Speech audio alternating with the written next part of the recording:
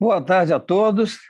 Uma alegria muito grande reencontrá-los, aqueles que já têm participado dos eventos do Instituto dos Magistrados do Brasil, e também cumprimento aqueles que estão vindo pela primeira vez, como é o caso, parece, da doutora Ludmila Lins Grilo, do doutor Marcelo Rocha Monteiro. O doutor Carlos Oliveira já é o nosso participante sempre presente, e cumprimentamos também aos nossos queridos convidados e esperamos que esse encontro seja um encontro bastante esclarecedor, né? Para início de conversa, eu me lembro que nós, como foi dito pelo ministro Marco Aurélio, vivemos tempos estranhos, né? Eu acho que hoje até mesmo os leigos estão virando especialistas em vários temas e todos nós, e até mesmo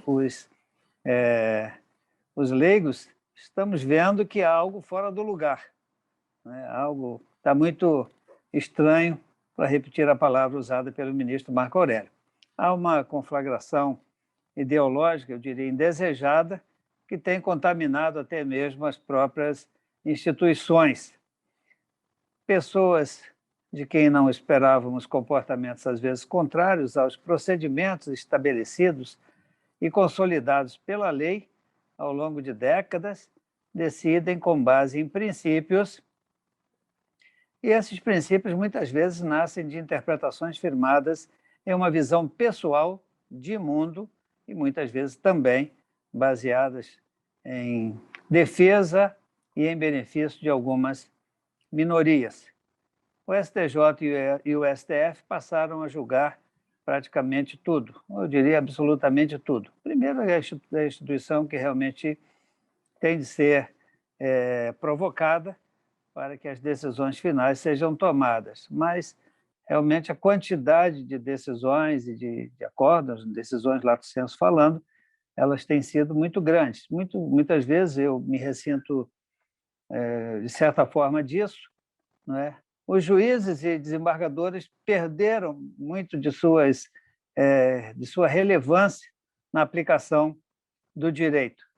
Parece que muitas vezes nós somos repetidores de decisões tomadas pelos tribunais superiores. Trabalhamos mais em um varejo dos processos do que naquelas decisões que deveriam estar decidindo questões que, na maioria das vezes, são questões de interesse local, estadual, né, em uma federação como a nossa.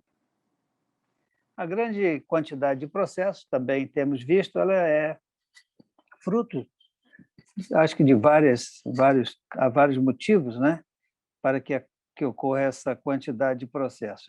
Uma delas poderia ser o grande número de advogados que temos hoje. A cada semestre, as faculdades de direito colocam no mercado uma quantidade muito grande, não é, de advogados. Também, talvez, a consciência dos direitos que nós estamos tendo, que pessoas que antes não tinham acesso à justiça hoje têm, e também, às vezes, a simples pretensão mal resolvida de litigar também pode causar essa cultura da litigiosidade que nós vivemos. Eu acho que, no fim, a sociedade paga um altíssimo preço pelo excesso de litígios que nós temos na nossa justiça. E chegar a 100 milhões de processos em andamento em um tribunal superior, isso aliás, nos nossos tribunais, isso é algo realmente preocupante. Hoje nós trazemos um tema diferente, não é? Que revela também a preocupação dos operadores do direito, principalmente da área penal e processual penal. Como um inquérito pode ser instaurado por uma autoridade que, ao mesmo tempo, ocupa a posição de suposta vítima? Como pode ser aceita uma decisão que, eventualmente, venha alijar o Ministério Público do seu papel institucional? Quem julgará os crimes dos quais sejam encontrados indícios nesses inquéritos? Então, são perguntas que hoje serão respondidas pelos nossos convidados. O ministro Marco Aurélio, do STF, já citado, criticou o inquérito das fake news durante seu voto, que rejeitou a validade e continuidade em um inquérito que ele chamou de inquérito do fim do mundo, sem limites, não é? Dizendo também que tratasse de um inquérito natimorto, não é? E que afronta o sistema acusatório do Brasil, aconselhando que magistrados não deveriam instaurar inquéritos sem prévia percepção dos órgãos de administração de execução penal. Para hoje, embora nós ainda pretendamos ouvir outros preocupados com esse tema, né? Pessoas que estejam, de certa forma, envolvidas, e gostaríamos também, se possível, de ouvir o ministro Marco Aurélio e o próprio ministro Alexandre de Moraes. Né? Hoje nós temos 3 especialistas convidados. Né? Nós temos um magistrado de carreira, hoje desembargador Carlos Santos Oliveira, embora esteja numa Câmara Cível, foi juiz de primeira instância do interior e certamente enfrentou temas, inquéritos e processos criminais como aqueles dos quais hoje nós estaremos falando. Dr. Carlos Oliveira é mestre em Direito Civil pela UERJ, professor da PUC-Rio, aprovado por concurso em 92, ex-professor da Estácio de Sá, onde ficou por aproximadamente 10 anos, professor expositor da Emerge desde 2005, tem formação em Direito, né? É bacharel em Direito pela Universidade Gama Filho, saudosa Universidade Carioca, foi defensor público, foi aprovado para a magistratura mineira. Ludmila também chegou embora não tenha tomado posse também, chegou a ser aprovado no concurso aí em 1990, é magistrado aqui no Rio de Janeiro desde 1991, desembargador desde 2006, foi suplente do TRE, depois foi desembargador titular, foi corregedor e vice-corregedor do TRE, foi presidente do TRE e é membro do órgão especial, aliás, é membro do órgão especial já por 2 biênios. Também convidamos a juíza Ludmila Lins Grilo, que é aqui do Rio de Janeiro, mas trabalha no estado de Minas. É formada em Direito pela UFRJ, pós-graduada em Direito Público pela UCP, aqui do Rio de Janeiro, é formada pela Escola de Altos Estudos em Ciências Criminais, foi técnica processual do Ministério Público, aqui do Rio de Janeiro, foi analista processual também do Ministério Público, é magistrada em Minas desde 2013, é juíza na comarca de Unai, naquele estado, e é ex-professora da Faculdade Pitágoras, em Ipatinga. Foi palestrante, aliás, é palestrante, está aqui hoje nessa condição, como convidada de honra do nosso IMB, e também é escritora. Dr. Marcelo Rocha Monteiro é procuradora de Justiça aqui no Ministério Público do Rio de Janeiro, professor da UERJ, vice-presidente do Conselho de Segurança Pública do Estado do Rio de Janeiro, professor emérito da FEMPERJ, Fundação Escola do Ministério Público do Rio de Janeiro, coautor dos livros Inquérito do Fim do Mundo e Sereis como Deuses. Então, queridos convidados, vê-se que o currículo reduzidíssimo, diga-se de passagem que eu passei bastante tempo aqui enxugando esses currículos, porque se já demorou a beça para que vocês possam ouvir, e vocês vieram aqui para isso, imagine se eu fizesse a leitura completa de todos os currículos. Eu quero declarar a minha alegria de recebê-los e de ouvi-los, e eu vou imediatamente, então, passar a palavra à doutora Ludmila Lins Grilo. Então, boa tarde, desembargador Fábio Dutra. Queria agradecer imensamente pelo convite que o senhor me fez. Fiquei muito honrada, muito feliz desse tema estar sendo trazido pelo IMB para a discussão. Então, é muito bom que esse tema não seja marginalizado, que sejam jogadas luzes em cima desse tema, como está sendo feito aqui hoje. Não é um tema para ser jogado para debaixo do tapete, definitivamente. Né? Um dos temas mais caros do nosso processo penal da atualidade. Então, fico muito feliz pela escolha do tema e por ter sido convidada juntamente com o meu querido amigo, brilhante Marcelo Rocha Monteiro. Mais uma vez estamos juntos em mais um evento, né? O doutor Marcelo Rocha Monteiro é não apenas um companheiro aí de viagem, né? Um companheiro de jornada, mas um amigo também, uma pessoa por quem eu tenho profunda admiração, e estamos sempre juntos aí nessa verdadeira batalha, né? Tentando, né, mostrar para o público onde estão as mazelas do nosso direito atual, né, para que essas mazelas não sejam jogadas para debaixo do tapete, que é o que a gente vê muito acontecer, e felizmente a gente consegue ser ouvido de uma vez ou outra. Então, esse evento aqui é um evento que eu considero muito importante, principalmente por estar sendo promovido por uma entidade de magistrados. Então, isso simbolicamente, a meu ver, é muito importante, é muito significativo. Queria cumprimentar também o desembargador Carlos Santos Oliveira, né? Boa tarde, um prazer estar aqui com o senhor e espero que tenhamos aqui um bom evento. Bom, então, pessoal, sem mais delongas, vamos começar a falar aqui do inquérito do fim do mundo. Até o desembargador Fábio falou ainda há pouco, porque o inquérito da fake news, que foi chamado de inquérito do fim do mundo pelo ministro Marco Aurélio. O ministro Marco Aurélio, ele usou esse nome, mas, salvo engano, o ministro Marco Aurélio, ele já tinha pego o nome já estava circulando esse nome na internet. Me parece que esse nome não foi uma criação do ministro Marco Aurélio, mas o nome se popularizou pelo ministro Marco Aurélio, de fato. Então, ele usou um nome que eu considero muito mais adequado, o inquérito do fim do mundo. Porque inquérito das fake news, pensa o seguinte: esse nome, inquérito das fake news, me parece por si só uma fake news. Porque, veja bem, alguém no mundo sabe qual foi exatamente a fake news que deu origem ao tal inquérito das fake news? Ninguém sabe.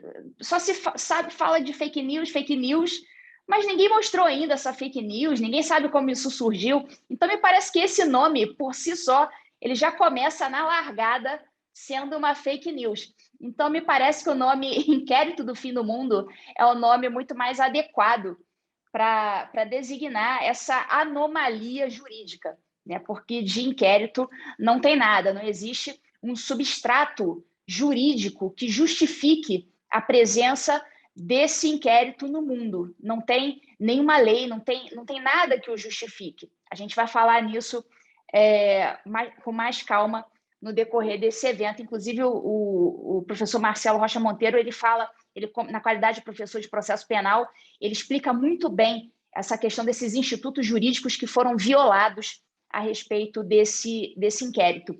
Então, eu escolhi hoje começar falando sobre uma ótica que não é uma ótica muito presente no pessoal do direito, especificamente. É uma ótica mais histórico-filosófica, digamos assim. Eu acredito que não é mais possível, no direito hoje em dia, não é mais possível a gente ficar apenas bitolado, vinculado, circunscrito ao direito propriamente dito. Não tem mais como a gente compreender o mundo bitolado no direito. A gente vai ter que sair um pouquinho dele, vai ter que compreender um pouquinho de filosofia, um pouquinho de história, um pouquinho de psicologia, para conseguir integrar tudo e compreender o fenômeno. Então, eu sempre digo, até fiz uma live ontem com um advogado e a gente conversava justamente disso. Que hoje em dia o pessoal se bitola, cada um na sua área do conhecimento, achando que o mundo se circunscreve àquela área do conhecimento específica e não percebe que o mundo é uma junção de todas as ciências, de todos os fenômenos, de tudo. Não tem como você explicar o mundo com base naquela ciência específica que você estudou.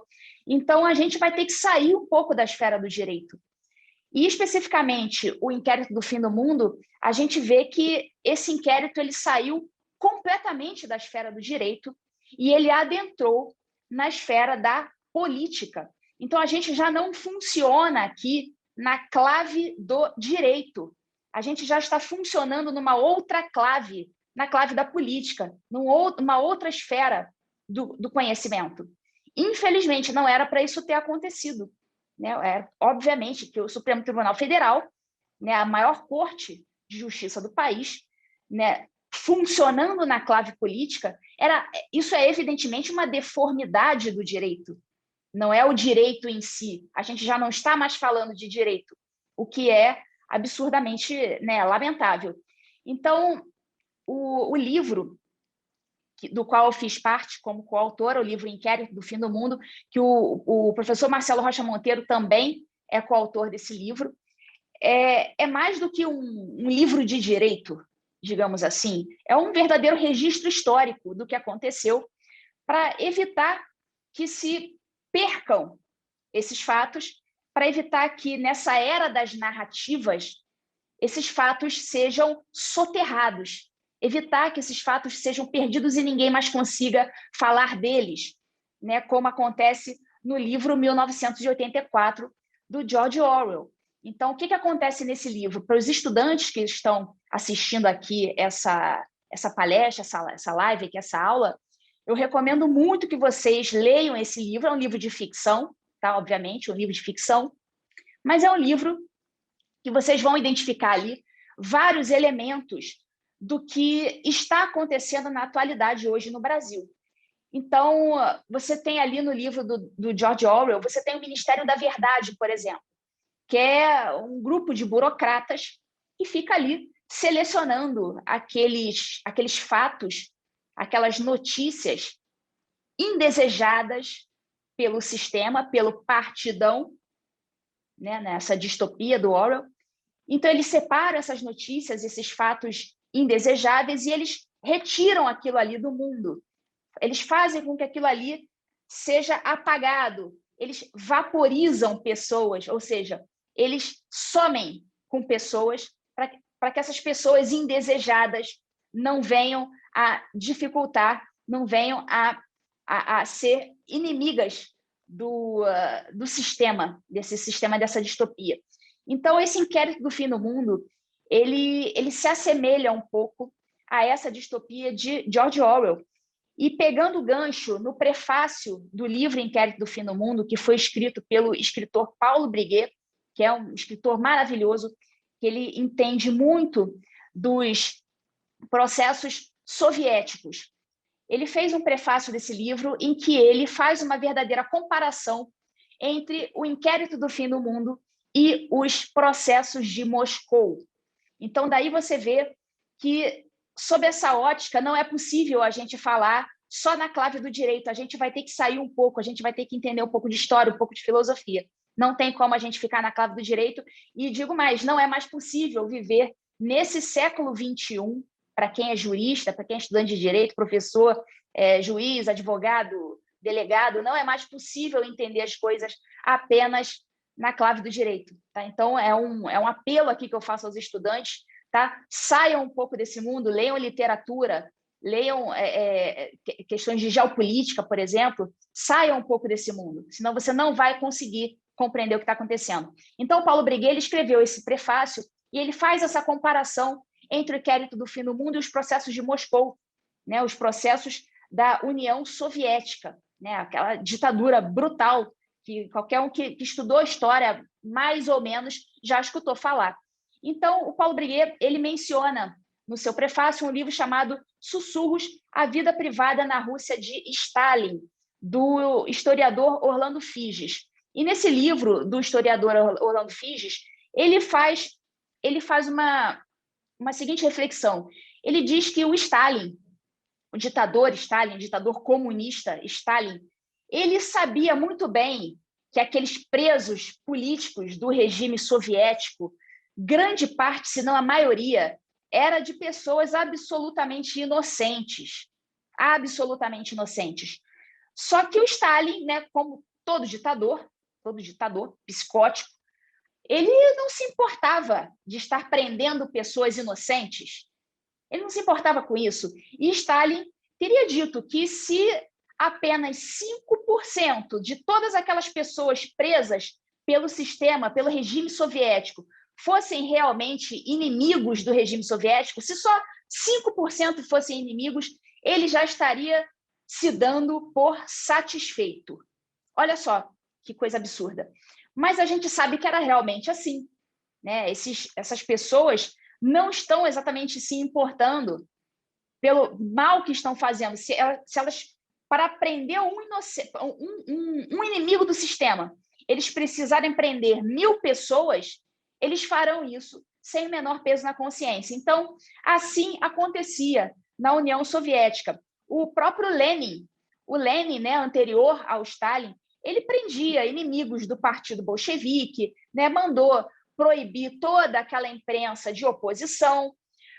Vocês conseguem fazer um paralelo entre o que acontecia na União Soviética comunista, nas ditaduras comunistas da União Soviética, com o que está acontecendo hoje no Brasil? A gente está vendo, de fato, veículos de imprensa, especialmente a imprensa, que não é a imprensa tradicional, a imprensa independente, sendo excluídas do YouTube, perdendo os seus perfis de internet. É isso que a gente está vendo acontecer. E a gente vê, quem lê história sabe que isso não é nenhuma novidade. Você vai traçar um paralelo muito tranquilo, sem nenhuma forçação de barra. Não precisa forçar a barra, você traça um paralelo límpido com o que acontecia na União Soviética.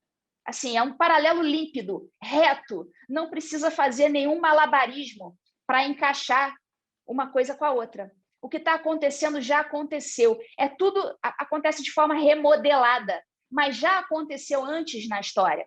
Então, qualquer pessoa que veja tudo isso que está acontecendo e não consegue traçar um paralelo, a pessoa está com uma venda nos olhos. E eventos como esse aqui servem justamente para isto, para tirar a venda de quem ainda está vendado, de quem ainda não consegue traçar um paralelo óbvio, que é o que eu estou tentando fazer aqui. Então, mais tarde, né, depois de Lenin, já sob a égide de Stalin, aconteceram os famosos processos de Moscou, né, o julgamento lá dos inimigos do regime comunista. Então, a maior parte daquelas pessoas foi simplesmente fuzilada mesmo. Então, naquela época, tinha um procurador-geral na União Soviética chamado Andrei Vyshinsky. E esse procurador-geral, ele tinha a seguinte característica nesses processos de Moscou: ele ocupava ao mesmo tempo as funções de acusador, de vítima, de julgador, de investigador.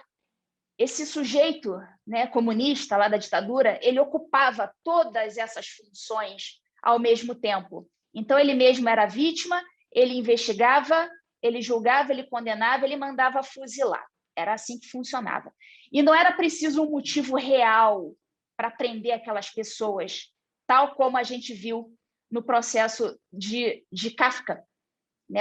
Também um livro ficcional, mas que tem tudo a ver com as realidades, né? Já dizia o Hugo Hofmannsthal: nada está na política de um país que já não tenha estado na sua literatura.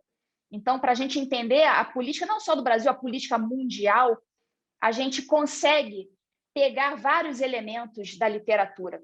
A gente consegue entender o mundo, entender o que está acontecendo com elementos da literatura. Por isso que eu faço um apelo aos estudantes: leiam literatura, os clássicos da literatura mundial, porque vocês vão abrir o chamado horizonte de consciência de que tanto fala o professor Olavo de Carvalho. Você tem que formar o seu imaginário. Formando o seu imaginário, povoando o seu imaginário com a literatura, você vai conseguir entender muito do que acontece hoje. Então, naquela época, lá nos processos de Moscou, não era necessário um motivo real, uma prova cabal para se prender alguém, para se mandar fuzilar, nada disso. Bastava uma associação tênue, uma coisa sutil entre uma pessoa e outra. Se você é amigo, se você é conhecido, se você em algum momento falou com uma pessoa que é considerada inimiga do regime, você imediatamente, você também passa a ser possível, um provável, um potencial inimigo do regime. Então, não precisa fazer aquela associação cabal. Basta uma simples, uma tênue associação entre duas pessoas, que aquela pessoa já é considerada uma inimiga do regime.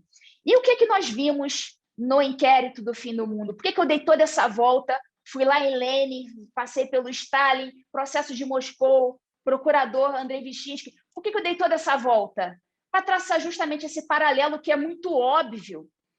O inquérito do Fim do Mundo, o que aconteceu? Como eu comecei falando, não apresentou em nenhum momento, pelo menos até agora, não tomamos conhecimento de nenhuma fake news, que, aliás, diga-se de passagem, não é crime. Não existe o crime no nosso ordenamento jurídico. Não existe crime de fake news. Né? Qualquer estudante de primeiro período de direito penal sabe disso. Não tem crime de fake news.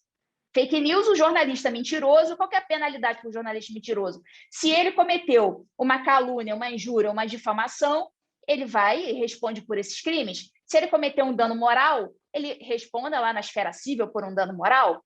Né? A mentira pela mera mentira, né, se não causou um dano exatamente a alguém, qual que vai ser a penalidade desse jornalista?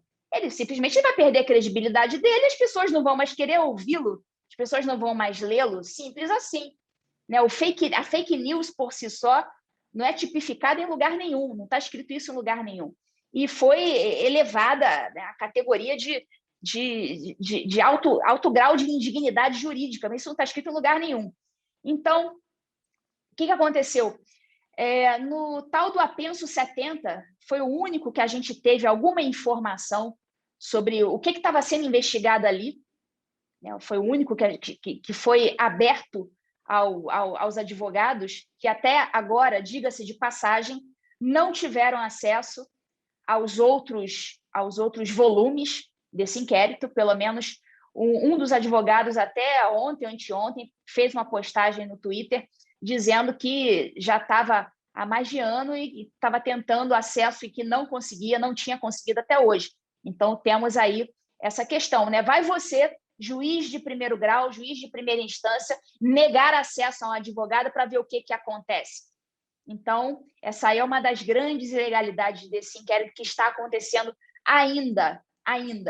Teve um tweet do ministro Alexandre de Moraes, já deve ter mais de ano, ou se não tem um ano, já está fazendo um ano, dizendo que ele abriu o inquérito para a consulta dos advogados, né? Não lembro exatamente os termos que ele usou, mas que o processo estava disponível para consulta, tudo mais, mas os advogados desmentiram, disseram que até hoje não tiveram acesso a esse processo.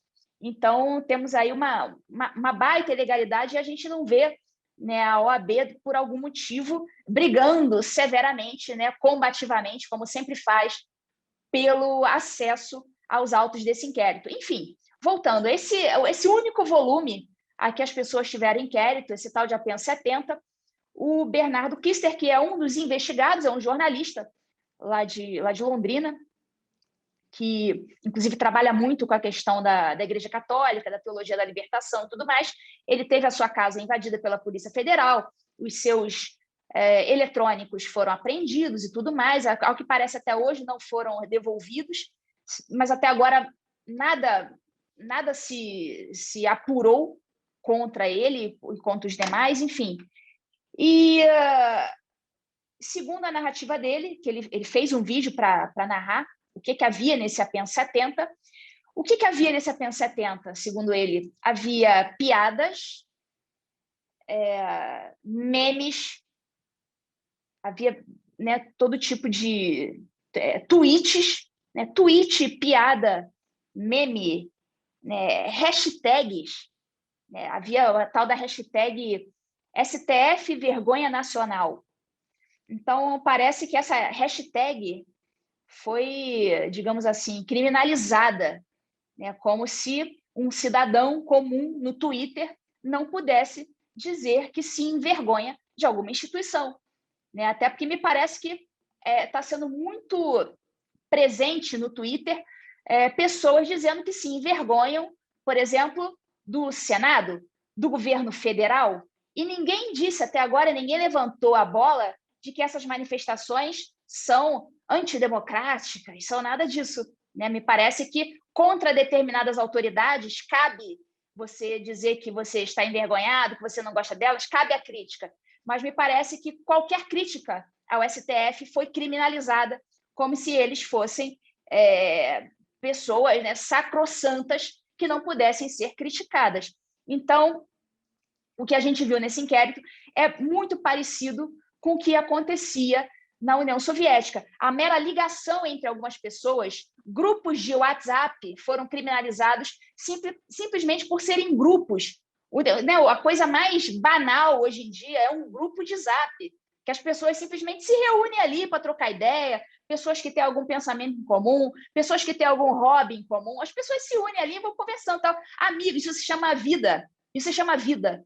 Né? A vida real acontecendo na sua frente. Então, é a vida real sendo criminalizada. Ah, porque explique qual a relação que você tem com fulano de tal. Meu amigo, fulano de tal é meu amigo. Fulano de tal é meu amigo. A gente tem interesses em comum, a gente tem filosofia em comum. Então, essa mera ligação entre uma pessoa e outra, né, o contato de uma pessoa com a outra no grupo de Zap foi sendo criminalizado como uma verdadeira organização criminosa. Imagina você fazer parte de um grupo de Zap, aí uma daquelas pessoas é considerada inimiga do sistema e, consequentemente, todas aquelas outras que em algum momento fizeram contato com ela vão sendo categorizadas como se fosse numa árvore genealógica, até formar um organograma e vai acusar um grupo de Zap de ser uma organização criminosa. Então, é mais ou menos isso, traçando um paralelo, que se transformou esse inquérito das fake news. Então, é a criminalização dos grupos de Zap, a criminalização da tia do Zap, né? É a criminalização da opinião, a criminalização da hashtag. Então, o que a gente viu nesse inquérito é uma severa, assim, uma brutal violação ao direito básico da liberdade de expressão. Então, a gente não sabe onde que isso vai parar, né? O que a gente pode falar hoje, o que não... Está todo mundo com medo de falar. Veja bem, todo mundo com medo de falar. Isso não podia estar acontecendo. Alguém sabe o que isso significa quando você tem medo de falar alguma coisa que não é crime? Né? Isso aí a história já mostrou. Em que regime nós estamos, de fato, inseridos. Todo mundo sabe o nome disso, mas ninguém está querendo falar. A gente sabe. Quando está todo mundo com medo de falar, o óbvio, quando está todo mundo com medo de falar o que está enxergando, o que os seus olhos estão vendo, mas não pode falar, porque tem medo de processo de assédio judicial e de prisão. Nós sabemos muito bem o que significa isso. E hoje, então, nós já estamos mergulhados nesse regime, embora ele, né, teatralmente ainda seja chamado de regime democrático.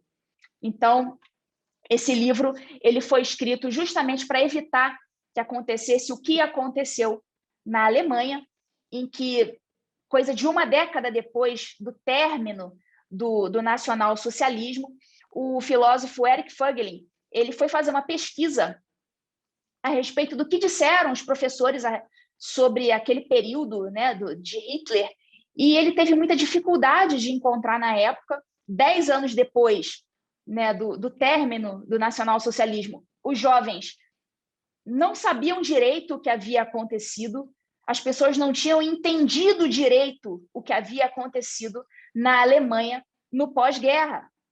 As pessoas não sabiam, porque os professores, ainda que entendessem o que estava acontecendo, ninguém queria escrever, todo mundo tinha medo. Como é que é o nome disso? De um regime em que você tem medo de escrever o que você está vendo. Isso está acontecendo hoje no Brasil. Então, todas essas pessoas que estão escrevendo, que estão falando, que estão fazendo lives, estão dando aulas, estão se expondo. E talvez alguns não entendam as consequências disso. Né? O professor Marcelo Rocha Monteiro, que está aqui, ele entende exatamente as consequências disso. A gente sabe do risco que é, mas eu considero que é muito mais arriscado calar-se e mergulhar mesmo de cabeça, sem chance de defesa, mergulhar numa ditadura brutal. Então, por isso que esse tipo de evento aqui é feito, por isso que livros como Inquérito do Fim do Mundo, Sereis como Deuses, eles estão sendo escritos justamente para evitar que essa história caia no esquecimento, evitar que as pessoas não tenham depois meios de saber o que aconteceu de verdade. Então, é mais do que um livro de direito, é um registro histórico. Então, eu vou encerrar por aqui, acho que já deve ter dado meu tempo, e qualquer coisa, qualquer pergunta, estou à disposição. Obrigada. Obrigado, a senhora, doutora Ludmila. É sempre bom ouvi-la, né, porque a senhora traz um lado da questão e nós precisamos conhecer todos os lados da questão. Nós precisamos conhecer tudo que está se passando no nosso país, porque nós somos brasileiros e nós queremos efetivamente um país justo, um país onde haja justiça, porque só será um país justo se houver uma justiça livre, uma justiça também baseada na lei. E quando a gente começa a se preocupar com o que está acontecendo, a gente precisa perquirir os caminhos que devamos tomar para que isso não continue a acontecer.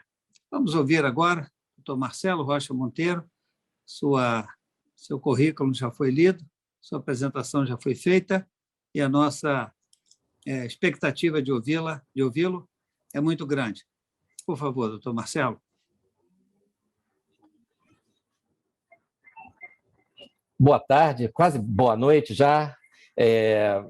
Uma alegria estar aqui, agradeço o convite do IMB, agradeço ao desembargador Fábio Dutra, cumprimento a minha querida amiga Ludmila Lins Grilo, parceira aí, como ela mesma disse, de tantas jornadas.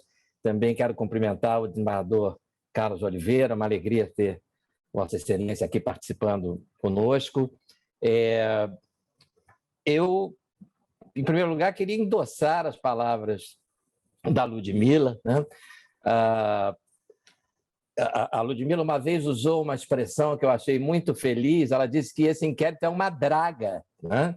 Porque o inquérito, né, até onde a gente conheça, né, eu tenho 35 anos de atuação na área criminal, entrei para o Ministério Público em 1986, né, Ministério Público de São Paulo, né, inicialmente, depois vim para o Ministério Público do Rio de Janeiro em 1988, né, sempre trabalhei com inquéritos, né, trabalhei inclusive na primeira equipe da Central de Inquéritos, e inquérito apura um fato determinado, né?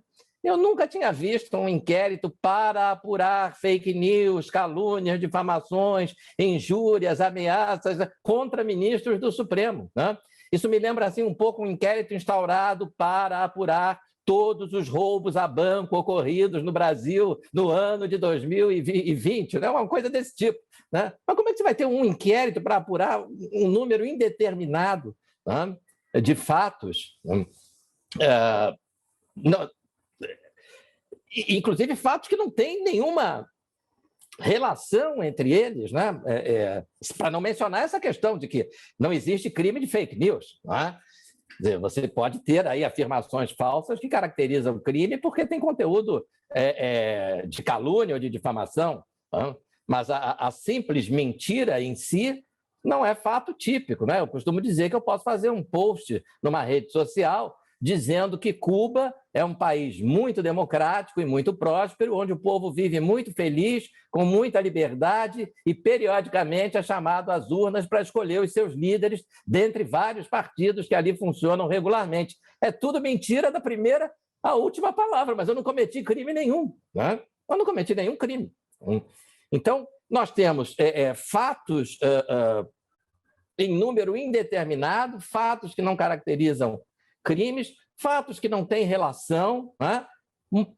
Muita gente não lembra disso, mas um dos primeiros atos praticados pelo ministro Alexandre de Moraes nesse inquérito foi afastar 2 funcionários da Receita Federal em função de um procedimento fiscal, né, investigatório, que apurava determinada questão relacionada com 2 ministros do Supremo e suas esposas, né? Ou seja, não tinha nada a ver com fake news. Né? Era um problema lá de uma suposta ilegalidade que esses funcionários teriam praticado, né, ao apurar a evolução patrimonial de 2 advogadas casadas, né, com 2 ministros do Supremo. Então, entra tudo nessa draga. Né? Entra qualquer coisa. É muito nitidamente um instrumento de proteção corporativa. Né?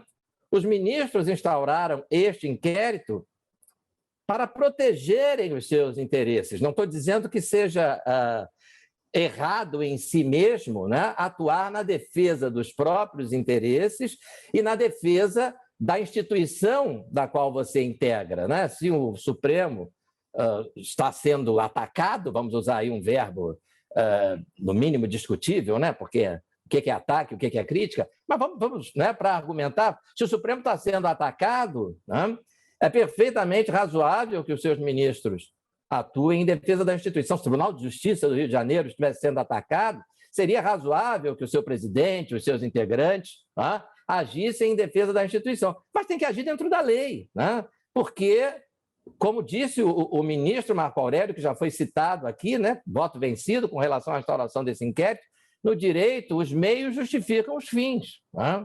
Não são os fins que justificam os meios. Então, nós temos, no inquérito das fake news, uma série de ilegalidades, né, do ponto de vista processual, e que se relacionam, quase todas, né, com o sistema acusatório, com violações do sistema acusatório. Né? Então, eu quero também fazer aqui um registro, né, aqui diante de desembargadores do Tribunal de Justiça do Rio de Janeiro. O Tribunal de Justiça do Rio de Janeiro teve um papel relevantíssimo na afirmação do sistema acusatório há 30 anos. Tá? Em 1991, que eu já era promotor de justiça no Rio, tá? O Tribunal de Justiça do Rio de Janeiro, entendendo que a então nova Constituição, né, que tinha aí 2 anos e pouco, havia consagrado o sistema acusatório, e que um dos pilares do sistema acusatório para a preservação da neutralidade do juiz é a separação de funções. Tá?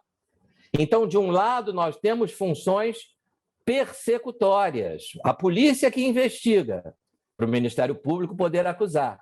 O Ministério Público que acusa, que processa, para obter a condenação. Essas funções, né, que a gente pode chamar de função investigatória e função acusatória, são aspectos de uma mesma função, em última análise, que é a persecução penal. Polícia e MP são órgãos de persecução. O Judiciário não é órgão de persecução. O Judiciário fica separado do outro lado desse muro que o sistema acusatório estabelece, está o Judiciário exercendo função jurisdicional. Essa separação de funções não é gratuita, né? O objetivo dela, em última análise, é assegurar que o réu seja julgado por um juiz imparcial. Não é imparcial o juiz que investiga antes do processo, porque ele já chega ao processo com uma visão pré-estabelecida do fato que ele investigou. É óbvio, né? Que aí não precisa ser bacharel em direito, né? Não precisa nem ser psicólogo. Se você passou 30 dias investigando um fato, 60 dias, 90 dias, 6 meses, 1 ano, né? Investigando um fato, não? Mais tarde, quando, através do oferecimento de uma denúncia, for instaurado um processo, você já formou algum juízo de valor sobre quem fez o quê, de que forma, por que razão, nessa investigação da qual você participou. Né? Então, você que foi o investigador ou você que atuou nessa investigação, não pode atuar como juiz. O juiz deve se afastar ao máximo do inquérito. A sua participação no inquérito só deve se dar quando ele for chamado, porque a polícia e o MP precisam, no curso daquele inquérito, fazer uma investigação que depende de autorização judicial. Então, o delegado, ou o promotor, ou os dois, se dirigem ao juiz e dizem: olha, nós precisamos aqui para que essa investigação chegue a bom termo, interceptar a linha telefônica do investigado, mas precisamos que Vossa Excelência nos autorize. Precisamos fazer uma busca no domicílio do investigado, mas para isso precisamos da atuação, da autorização do Poder Judiciário. Tá? Precisamos aqui de uma prisão temporária, porque se o investigado ficar em liberdade, essa investigação não vai chegar a lugar algum. Tá? Então, o Tribunal de Justiça do Rio de Janeiro, em 1991, decidiu o seguinte: o inquérito só passa pelo Poder Judiciário se houver necessidade de um provimento jurisdicional, de uma decretação de cautelar pretendida pela polícia ou pelo MP, de uma autorização para interceptação telefônica pretendida pela polícia ou pelo MP, de uma busca e apreensão domiciliar pretendida pela polícia ou pelo MP, nunca pretendida pelo juiz. É importante destacar isso. Tá? O juiz não investiga, ele autoriza a investigação se e quando essa autorização for necessária. Não sendo esse o caso, decidiu de forma pioneira o Tribunal de Justiça do Rio de Janeiro, em 91, o inquérito tramita direto da polícia para o Ministério Público. Né? Antes disso, os inquéritos eram distribuídos para as varas criminais. E o tribunal decidiu: nenhum foro de nenhuma comarca poderá mais receber inquérito para distribuí-lo para varas criminais. Né? Denúncias serão distribuídas. Denúncias são petições iniciais de ação penal. Inquérito não é ação penal. Então, não tem que ser distribuído para juiz algum, a não ser nesses casos que eu mencionei, de uma providência jurisdicional exigida para a realização de algum tipo de diligência investigatória, ou no caso de denúncia, ou no caso de arquivamento, pela peculiaridade do nosso sistema de arquivamento do artigo 28, que, aliás, está vivo e morto ao mesmo tempo, né? Porque sabemos aí qual é a situação. E, enfim, não sendo isso, o Rio de Janeiro... Eu fui um dos primeiros, eu fui da primeira equipe da Central de Inquéritos, criado pelo então Procurador-Geral Antônio Carlos Biscaia, né? Justamente a necessidade que se fez presente de um grupo de promotores que não atuasse junto a nenhuma vara criminal, porque os de vara criminal não iam mais receber inquéritos. Né? Um grupo de promotores que recebesse os inquéritos diretamente das delegacias de polícia, foram as promotorias de investigação penal, né? Foram as centrais de inquéritos. Então, vejam, já em 1991, o Tribunal de Justiça o Tribunal de Justiça do Rio de Janeiro compreendia a importância, né, de se aperfeiçoar o sistema acusatório e de se tirar o juiz do inquérito. Né? Não dar ao juiz função investigatória, né, que comprometa a sua neutralidade, o conhecimento, né? O leigo, em geral, não sabe disso. Né? O conhecimento que o juiz tem do fato tem que se dar ao longo do processo. Né? Ele tem que começar o processo tanto quanto possível, sem conhecimento prévio do fato. Por isso que o juiz que foi testemunha de um crime não pode ser juiz nesse processo. Né? Porque ele já tem um conceito pré-estabelecido sobre o fato. É por isso que o juiz não deve atuar em inquérito. Porque, repito, participando da investigação, esse conceito pré-estabelecido é inevitável. Né?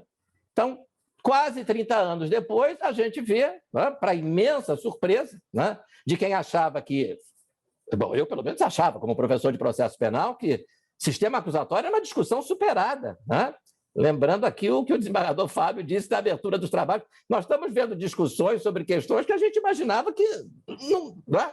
Estamos discutindo o princípio da reserva legal, né? Saindo aqui um pouquinho do nosso tema. Princípio da reserva legal, crime criado por acórdão do Supremo. Eu nunca pensei que esse tema viesse a ser discutido a essa altura do campeonato. Né?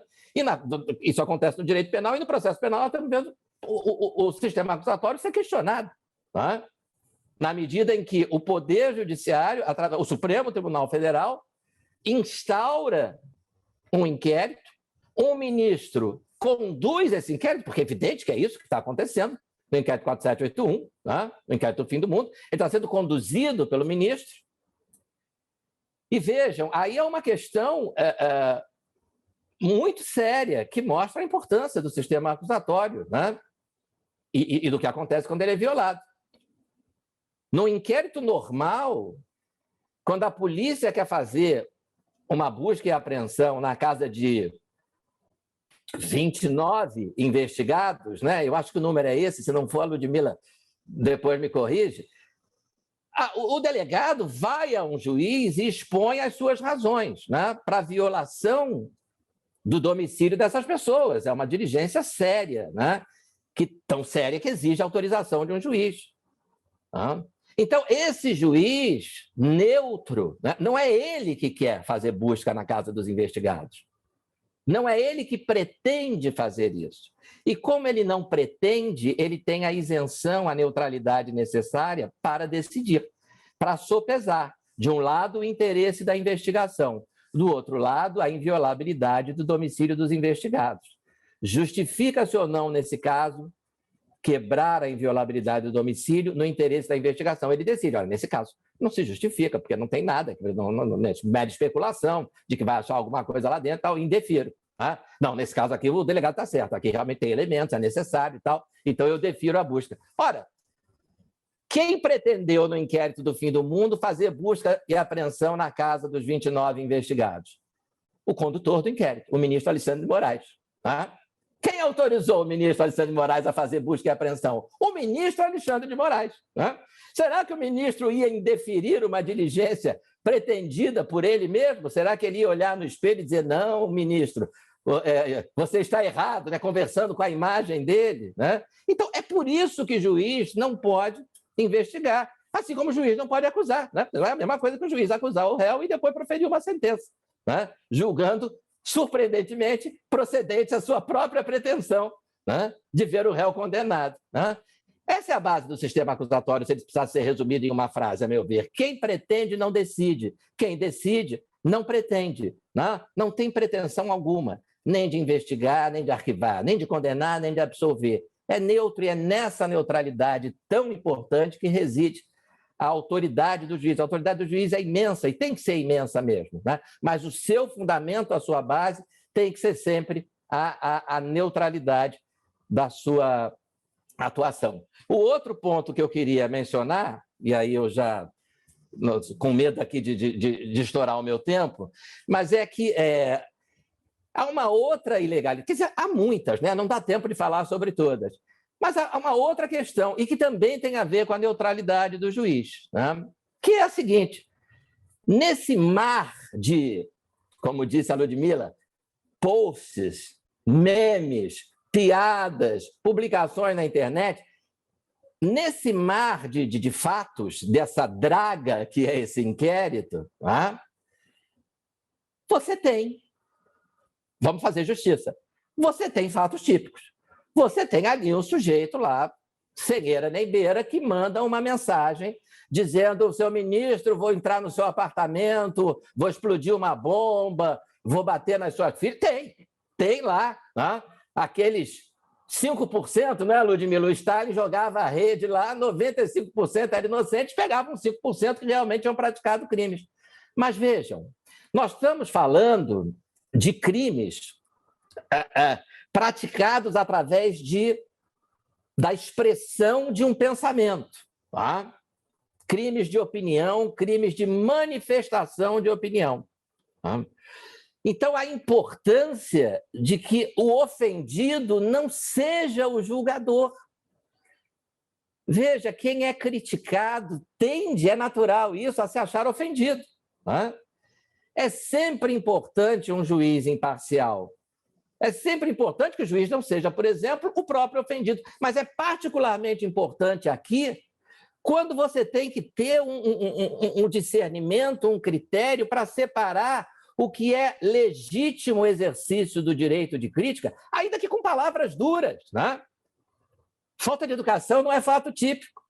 Hashtag Supremo Tribunal Federal Vergonha Nacional não é fato típico. Não é uma coisa assim muito gentil, né? Muito educada, de se dizer eu admito. Né? Ninguém gosta de ouvir isso. Eu não ia gostar de Marcelo Rocha Monteiro, vergonha nacional. Eu ia ficar danado da vida. Né? Mas daí a dizer que isso é crime é uma distância muito grande. Não posso ser eu a fazer essa análise. Né? Então, se o ministro do Supremo é o ofendido, né? se os ministros são os ofendidos, né, é elementar que eles não podem julgar isso. Né? Não é só porque essas pessoas não têm foro por prerrogativa de função, que já seria mais um elemento. Né?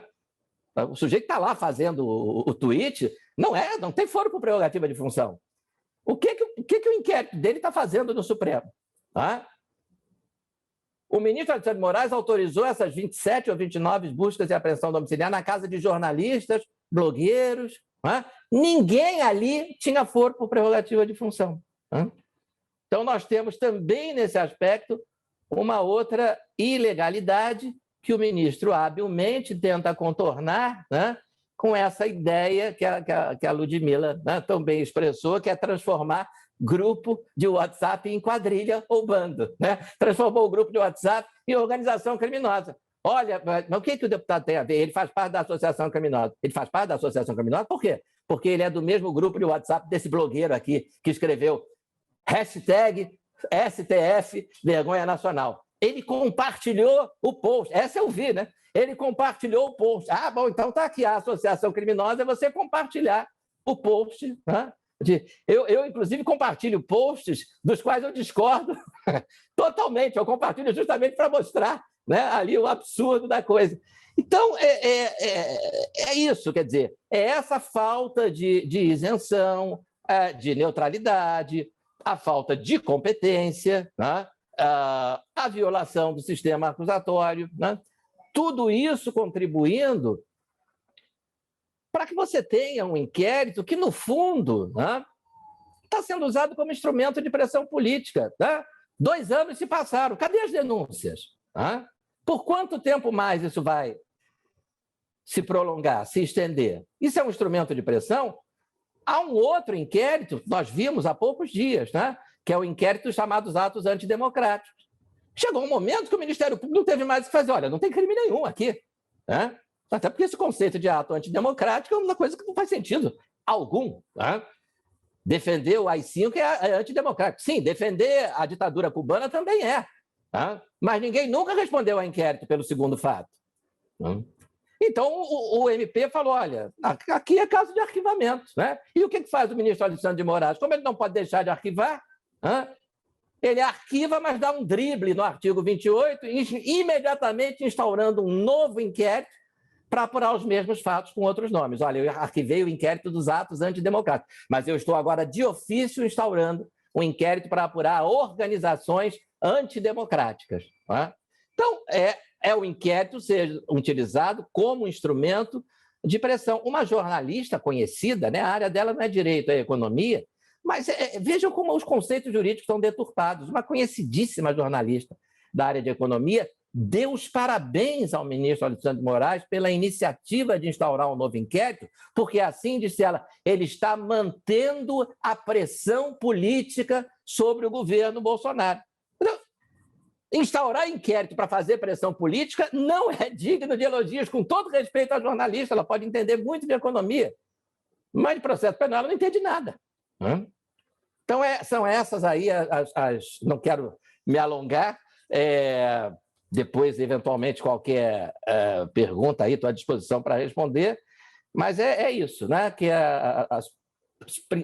as ilegalidades que mais saltam aos olhos. Né? Não falei sobre o regimento interno do Supremo, depois, se alguém quiser, a gente pode falar sobre essa questão, né? Se ali há uma autorização ou não para a instauração do inquérito da fake news. Não sei se o meu tempo acabou, então eu fico por aqui, porque senão, a minha tendência é falar demais. E a nossa tendência seria, com certeza, ouvi-lo, porque o senhor tem muito a dizer. Né?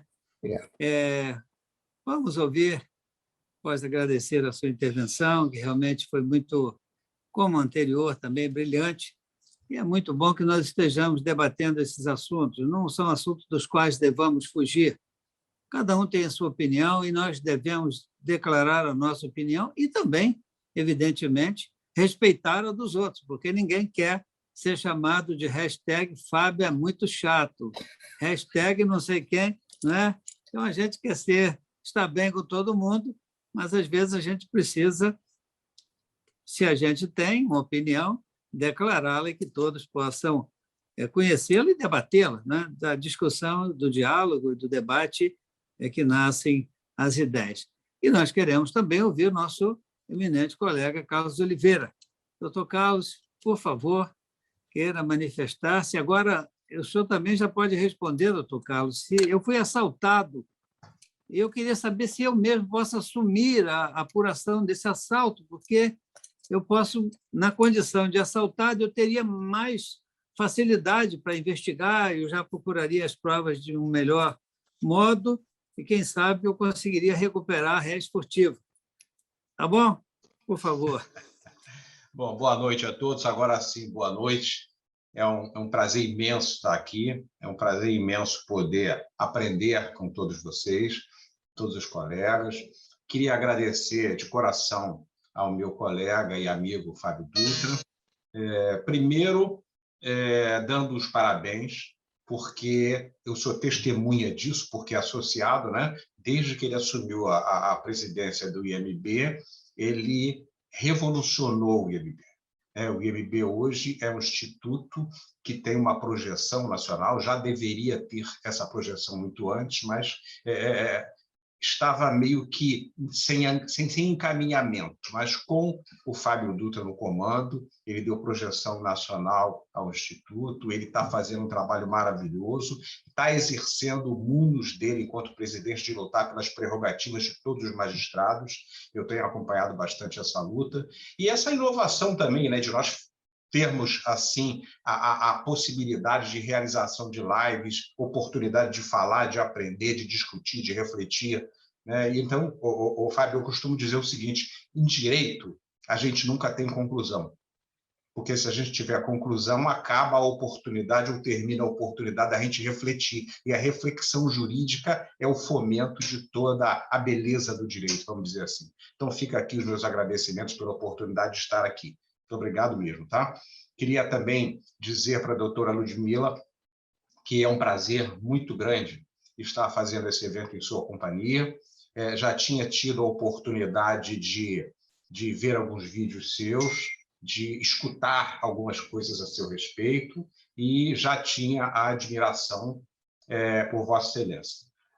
Ouvindo-a hoje, e principalmente ouvindo as manifestações aqui da assistência, eu tenho só que lhe parabenizar, porque a sua fala foi uma fala direta, uma fala esclarecida, uma fala com um conteúdo histórico muito grande, né? E esse conteúdo histórico permeou e ele serviu para, vamos dizer assim, fundamentar e nos trazer uma noção da tamanha ilegalidade que nós estamos vivendo no nosso, aspas, né, Estado Democrático de Direito.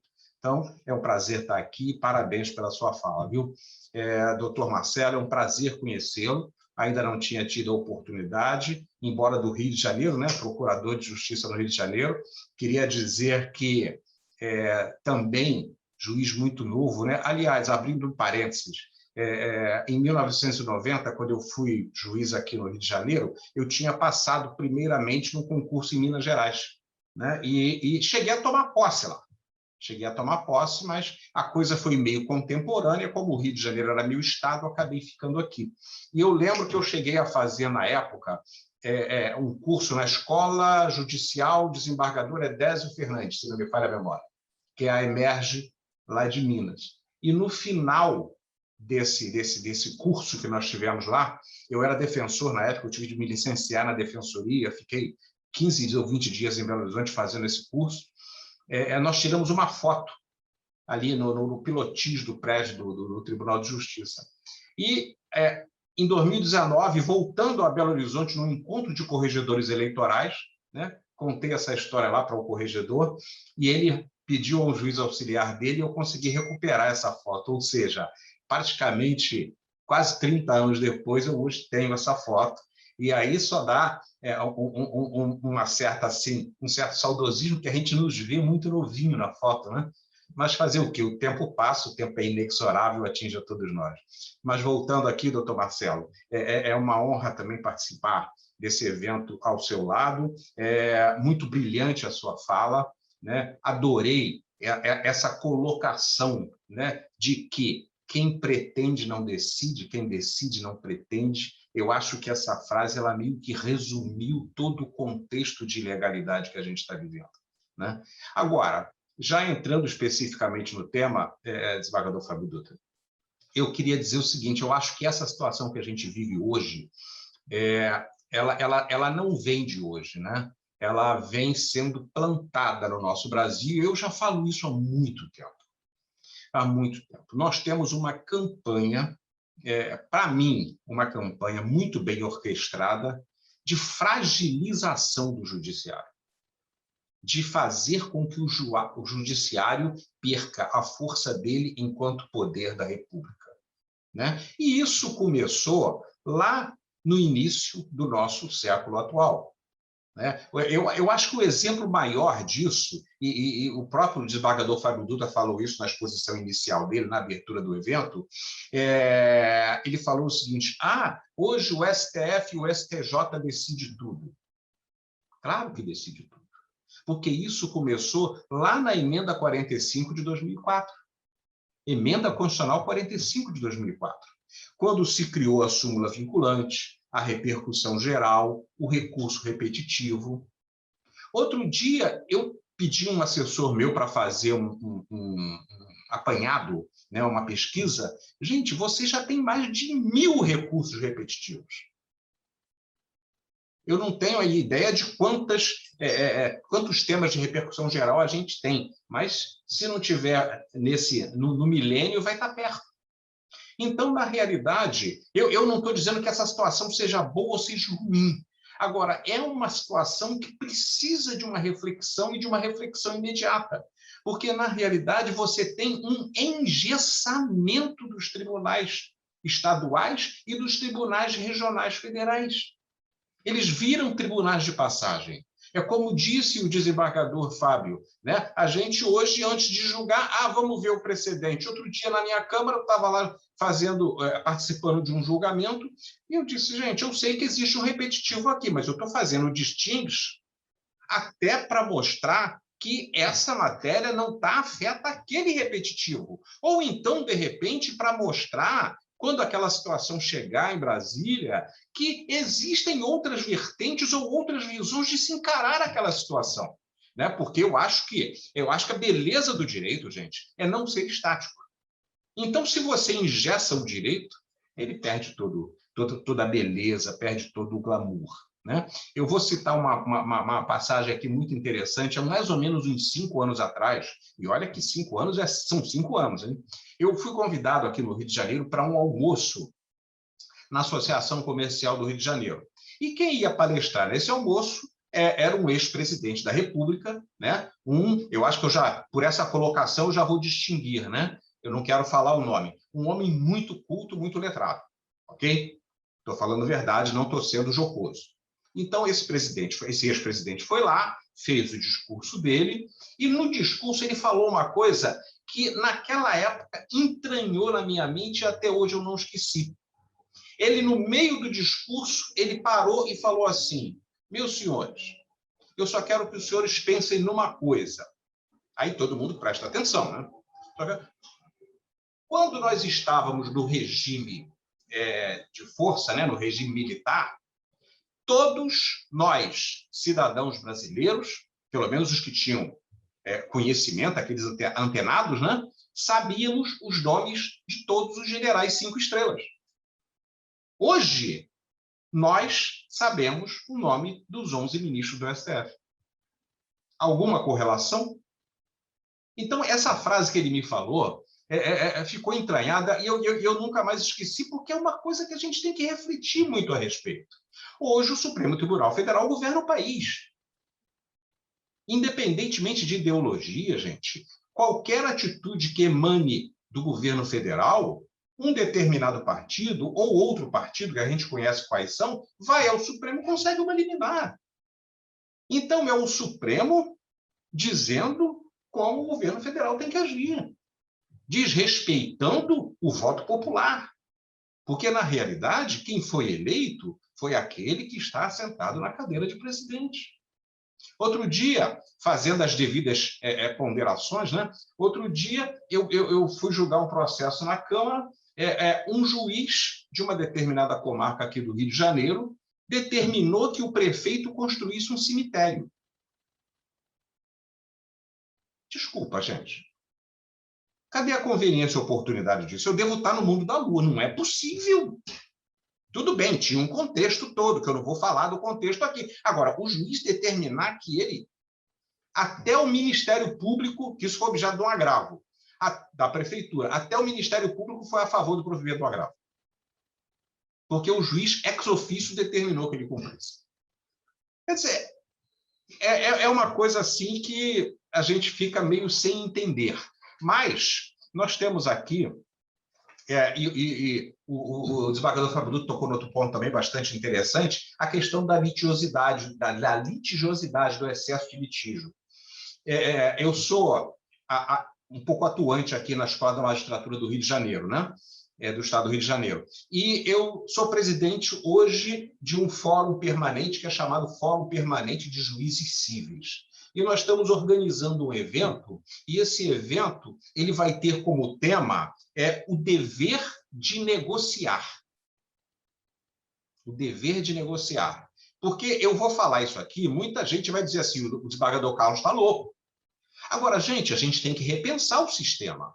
Né? Nós temos na Constituição, ninguém nega isso, todos nós sabemos disso, tá?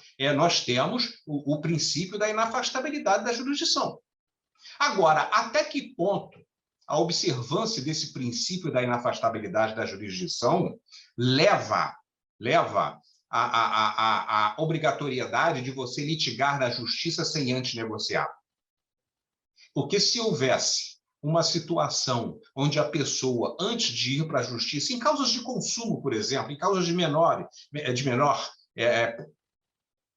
onerosidade, se é que eu posso usar esse termo, ela fosse a um determinado órgão e negociasse, se a negociação não avançasse, aí sim, ela teria cumprido aquele requisito de ir para a justiça. O dever de negociar está sendo muito discutido e nós vamos, até o fim do ano, fazer um evento a respeito do dever de negociar, porque eu acho que é a única maneira de a gente enfrentar o excesso de litigiosidade, o excesso de processo no âmbito do Poder Judiciário. E aí, especificamente com relação ao tema, né, eu, como não sou da área penal, eu acho que eu sou meio um patinho feio aqui, né? Eu não sou da área penal, realmente eu atuei na área penal, eu fiz júdice, mas enquanto eu era juiz do interior, lá se vão. Aliás, a gente vê penal, desembargador Fábio Dutra, no órgão especial. No órgão especial, a gente julga processos crime, claro, daquelas pessoas com foro privilegiado, foro com prerrogativa de função. Ali você vê a questão do crime. Outro dia nós tivemos um embate ali sobre a questão do indúbrio pro societá, né? E da justa causa para não prosseguir o processo, justa causa para abortar uma denúncia. Foi uma discussão bastante interessante, e aí a gente vê que o direito penal também evolui, né? Não é só o direito civil que evolui. Mas gostei também quando se falou aqui, eu acho que foi o doutor Marcelo que falou, que esse inquérito do fim do mundo, na realidade, ele é um instrumento, ele pode ser tido como um instrumento de proteção corporativa, né? Eu até acho que sim, eu acho que a proteção corporativa, embora talvez não muito ética, mas não chega a ser ilegal, né? Então, você tomar certas atitudes no sentido de ter um instrumento de proteção corporativa, desde que esse instrumento seja lícito, desde que ele esteja alforreado pela licitude, nada contra. Agora, é exatamente o que não acontece no nosso chamado inquérito do fim do mundo. E também, fazendo aqui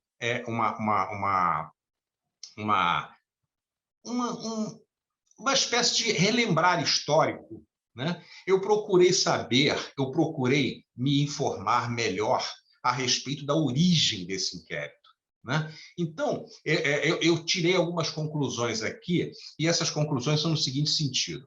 Esse inquérito ele foi instaurado na presidência do ministro Dias Toffoli, isso em março de 2019.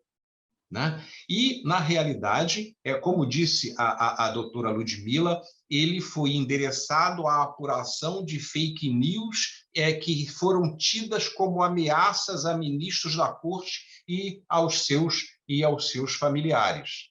E outro dia mesmo, aqui no Rio de Janeiro, eu tive uma situação assim bastante peculiar envolvendo o meu nome. Né? Nós temos uma determinada demanda que a gente pode chamar de demanda de massa. Né? Então, eu sempre julguei de acordo com um determinado ponto que era favorável mais ao consumidor. Posteriormente, veio um repetitivo do STJ e eu, obviamente, me adequei àquele repetitivo, justifiquei no voto e mudei o posicionamento. Desembargador Fábio Dutra, um advogado fez um vídeo no YouTube com o meu voto. O vídeo era o meu nome. O título do vídeo era o meu nome. E me nominando pelo título. E, gente, dizendo horrores ao meu respeito. Horrores. Inclusive insinuando formação de quadrilha. Olha como é que a gente é. Aí eu pego, tudo bem, for pelas vias normais. Eu soube disso porque a minha filha viu esse vídeo, porque uma amiga dela viu e passou para ela, ela me passou. Ou seja, quantas pessoas estavam vendo esse vídeo? Aí eu faço a mesma pergunta que Vossa Excelência, desembargador Fábio. Eu poderia, então, baixar um inquérito e prender o advogado? Não, eu fui pelas vias normais. Eu fui pela esfera civil, eu fui pela esfera criminal, e a coisa está correndo. Graças a Deus eu consegui ordem para retirar o vídeo do YouTube, porque aquilo era extremamente ofensivo à minha honra. Eu costumo dizer que você leva a vida inteira para construir uma vida digna. Agora, uma atitude, um mal feito, estraga tudo que você fez em fração de segundos. Então, a gente tem que tomar muito cuidado com aquilo que a gente plantou na vida. Então, e como disse o doutor Marcelo, né, quando falou que uma das primeiras providências do ministro Alexandre de Moraes foi afastar 2 servidores do COAF, né, o contexto que surgiu esse inquérito do fim do mundo foi mais ou menos em relação a alguns fatos que ocorreram em 2018 e foram publicados numa revista digital chamada Cruzoé.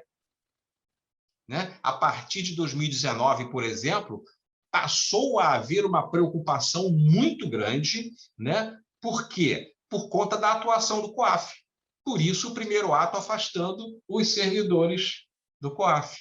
Ou seja, você tinha uma situação que você não tinha um fato determinado.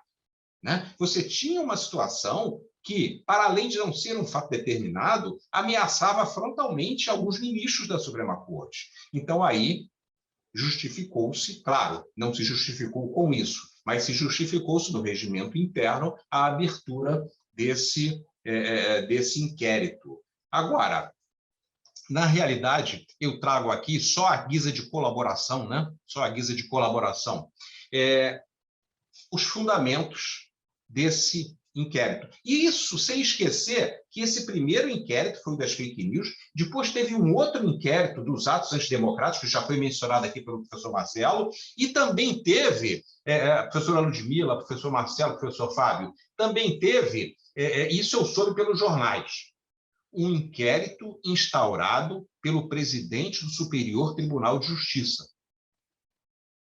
E esse inquérito teve um recurso e a ministra Rosa Weber mandou arquivar.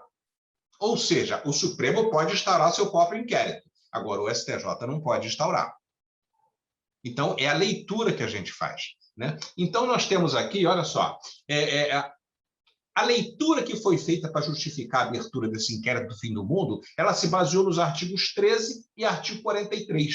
Ou seja, artigo 13, são atribuições do presidente da Suprema Corte. 1. Velar pelas prerrogativas do tribunal. Artigo 43. Ocorrendo infração à lei penal, primeiro, não houve infração à lei penal, como disse a doutora Ludmila, mas ocorrendo infração à lei penal, na sede ou dependência do tribunal, na sede ou na dependência do tribunal, mesmo que se considerasse a fake news uma infração penal, ela não ocorreu na sede ou na dependência do tribunal. Né? O presidente instaurará inquérito se envolver autoridade ou pessoa sujeita à sua se envolver pessoa ou autoridade sujeita à sua jurisdição ou delegará atribuições a outro ministro. Com base nesse delegará atribuições a outro ministro, houve a delegação da relatoria, vamos dizer assim, ao ministro Alexandre de Moraes. E, na realidade, esse ato, né, perpetrado pelo Supremo Tribunal Federal de abertura desse inquérito, na realidade, depois ele veio a ser declarado constitucional pelo próprio Supremo. Houve o voto vencido, nós já sabemos disso, mas ele veio a ser declarado inconstitucional, constitucional pelo próprio Supremo, né? Agora, na realidade, e quando o Supremo disse que esse inquérito era constitucional, né, ele violar talvez seja uma expressão muito forte, né? Ele deixou de observar a sua própria jurisprudência, porque, na realidade, nós temos aqui, eu destaquei aqui, eu vou fazer esse destaque agora, uma jurisprudência do Supremo, tudo bem, um pouquinho distante, 2004, mas a Suprema Corte ela é responsável pela segurança jurídica. Ela não pode estar mudando de posição ou mudando de entendimento a toda hora, porque, senão, o risco Brasil ele fica muito alto. A segurança jurídica é um dos fatores que justificam até a existência das Supremas Cortes, né? Então, em 2004, o ministro Maurício Correia, ele, ao analisar uma ação direta de inconstitucionalidade, ele disse o seguinte, olha só, busque a apreensão de documentos relacionados ao pedido de quebra de sigilo realizados pessoalmente pelo magistrado. Comprometimento do princípio imparcial e consequente da imparcialidade e consequente violação ao devido processo legal. Funções de investigador e inquisitor. Atribuições conferidas ao Ministério Público e às polícias. Tá? A realização do inquérito é função que a Constituição reserva à polícia. E aí cita precedentes do próprio Supremo. Então, na realidade, essa questão que foi falada pelo professor Marcelo, também é bastante interessante, porque eu me lembro do professor Marcelo na época das centrais de inquérito.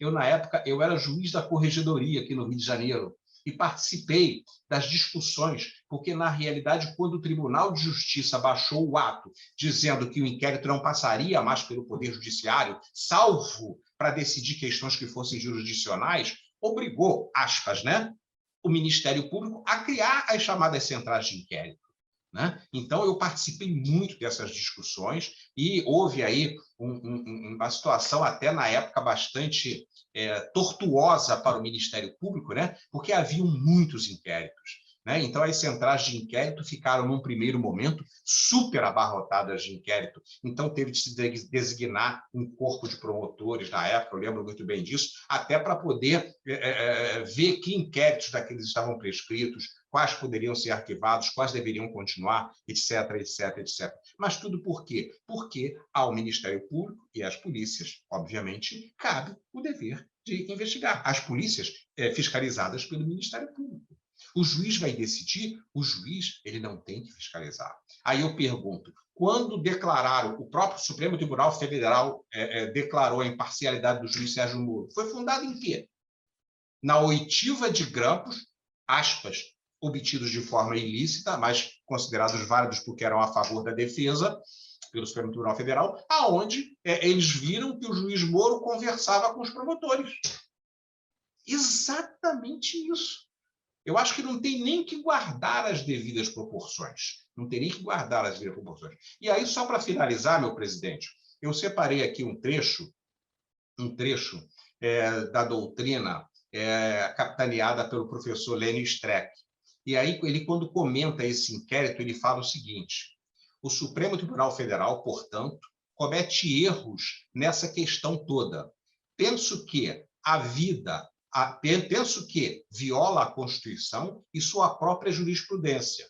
Talvez um pouco tardiamente. Raquel Dodge busca preservar a parcela de soberania do MP, qual seja a prerrogativa de ter a última palavra em matéria penal, o que, somado com o sistema acusatório, impede o Supremo Tribunal Federal de 1. Investigar, 2. Negar uma promoção de arquivamento.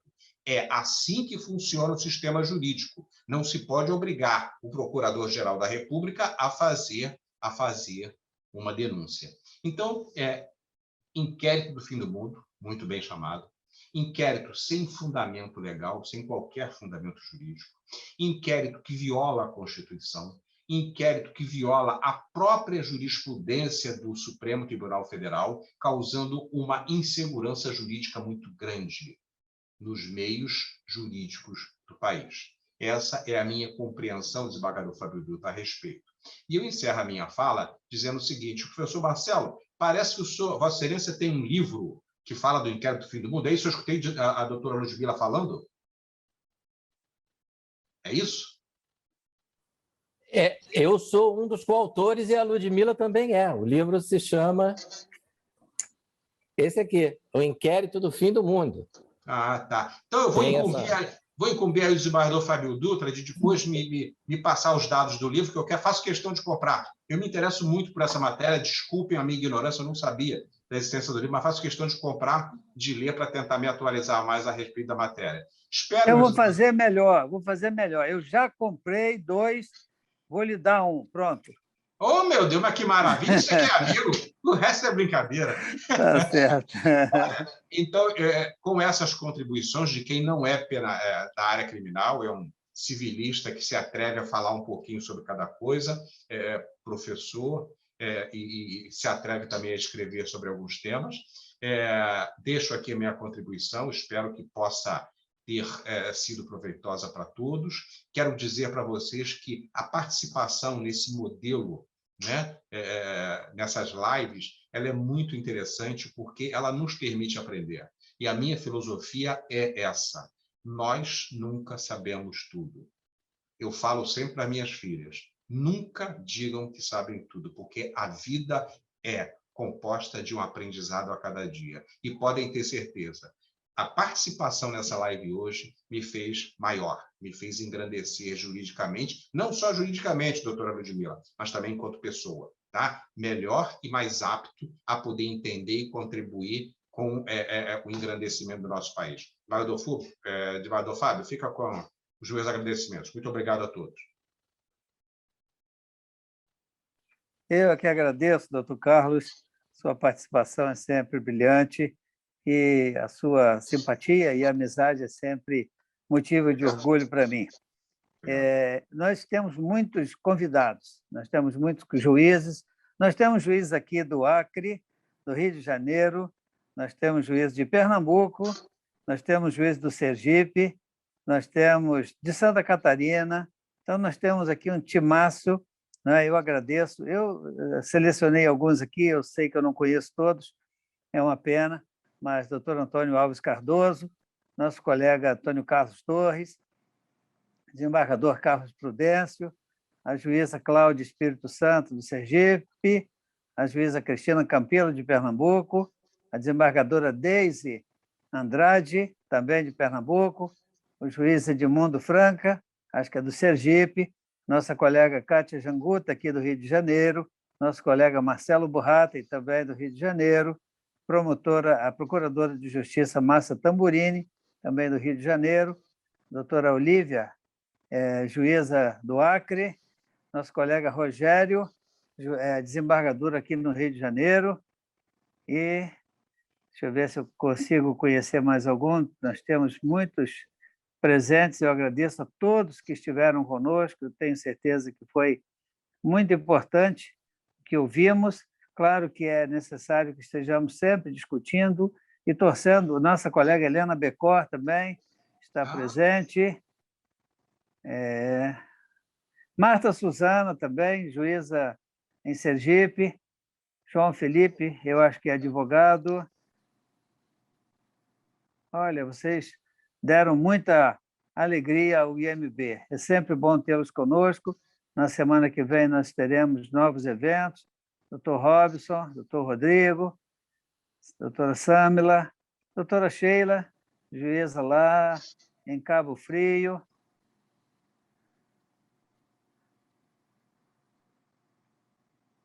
que às vezes aqui